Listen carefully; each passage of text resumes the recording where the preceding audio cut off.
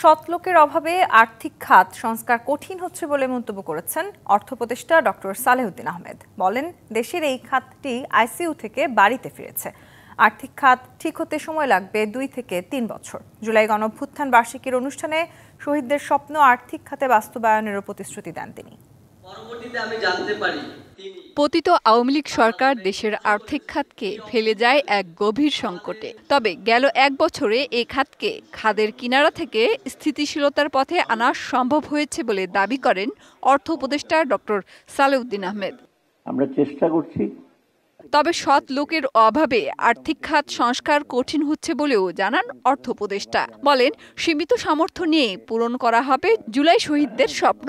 কিছুটা আমরা চেষ্টা করছি সংস্কার করতে, এটা কঠিন না। 15 বৎসরের যে জগদ্দল পাথর, প্রতিষ্ঠান নষ্ট হয়ে গেছে, প্রক্রিয়াগুলি নষ্ট হয়ে গেছে, মানুষও নষ্ট হয়ে গেছে।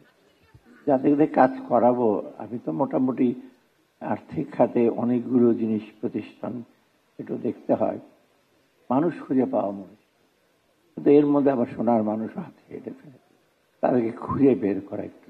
এ সময় গভর্নর জানান, জুলাইয়ের আকাঙ্ক্ষা হলো দুর্নীতি দূর করা, আর্থিক খাতে অনিয়ম আর ফিরতে দেয়া হবে না।